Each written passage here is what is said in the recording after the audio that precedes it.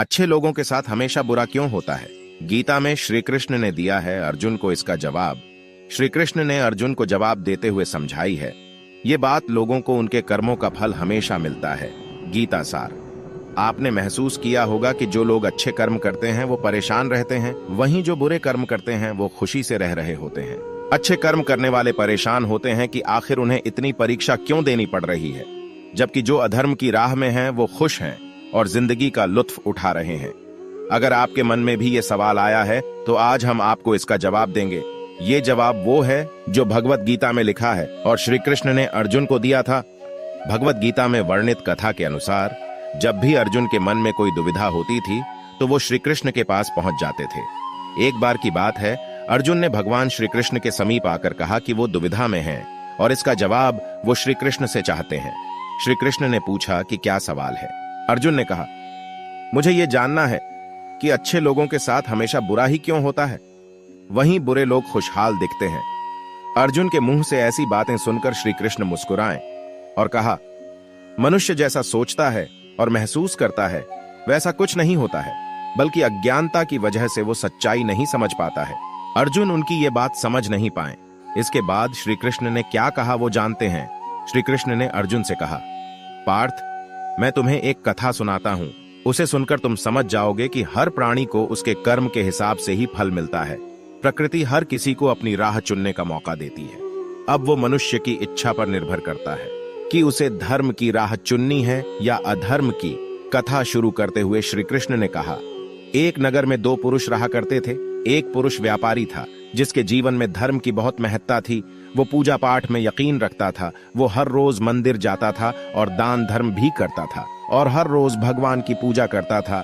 वहीं दूसरा पुरुष बिल्कुल विपरीत था। वो हर रोज मंदिर तो जाता था लेकिन पूजा करने नहीं, बल्कि मंदिर के बाहर से जूते चप्पल चुराने।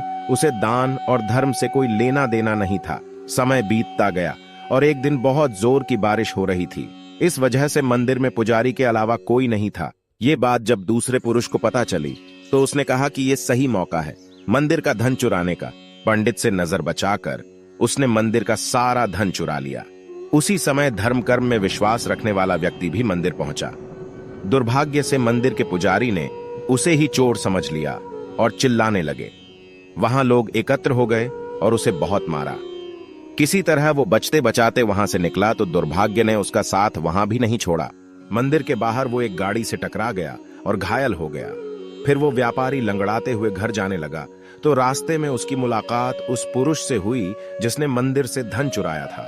उसने कहा, आज तो मेरी किस्मत चमक गई, एक साथ इतना सारा धन मिल गया। ये सब देखकर उसे बहुत बुरा लगा और उसने अपने घर से भगवान की सारी तस्वीरें निकाल दी। कुछ सालों बाद दोनों पुरुषों की मृत्यु हो गई। मरने के बाद जब दोनों यमराज की सभा में पहुंचे और भले पुरुष ने दूसरे व्यक्ति को देखा तो उसे बहुत गुस्सा आया। उसने क्रोधित होकर यमराज से पूछ ही लिया, मैं तो हमेशा अच्छे कर्म करता था, दान में विश्वास रखता था, उसके बदले जीवन भर मुझे अपमान और दर्द ही मिला और इस व्यक्ति को नोटों से भरी पोटली। आखिर ऐसा भेदभाव क्यों? इस पर यमराज ने कहा, पुत्र, तुम गलत समझ रहे हो। जिस दिन तुम्हारी गाड़ी से टक्कर हुई थी वो दिन तुम्हारे जीवन का आखिरी दिन था, परंतु तुम्हारे अच्छे कर्मों की वजह से तुम्हारी मौत सिर्फ एक छोटी से चोट में बदल गई।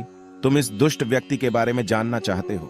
दरअसल इसके भाग्य में राजयोग था, मगर इसके कुकर्मों और अधर्म की वजह से वो सिर्फ एक छोटी सी धन की पोटली में बदल गया। कथा सुनाने के बाद श्री कृष्ण अर्जुन से कहते हैं, पार्थ, क्या अब तुम्हें तुम्हारे सवाल का जवाब मिल गया? ऐसा सोचना कि भगवान तुम्हारे कर्मों को नजरअंदाज कर रहे हैं, ये बिल्कुल भी सत्य नहीं है। भगवान हमें कब क्या किस रूप में दे रहा है मनुष्य को समझ में नहीं आता है, मगर आप अच्छे कर्म करते रहें तो भगवान की कृपा हमेशा बनी रहती है। इसलिए अपने अच्छे कर्मों को बदलना नहीं चाहिए, क्योंकि उसका फल हमें इसी जीवन में मिलता है। इसलिए मनुष्य का फर्ज है कि वो हमेशा अच्छे कर्म करते रहें, क्योंकि श्री कृष्ण ने गीता में भी बताया है कि किसी के द्वारा किया गया कर्म बेकार नहीं जाता है, चाहे वो अच्छा हो या बुरा।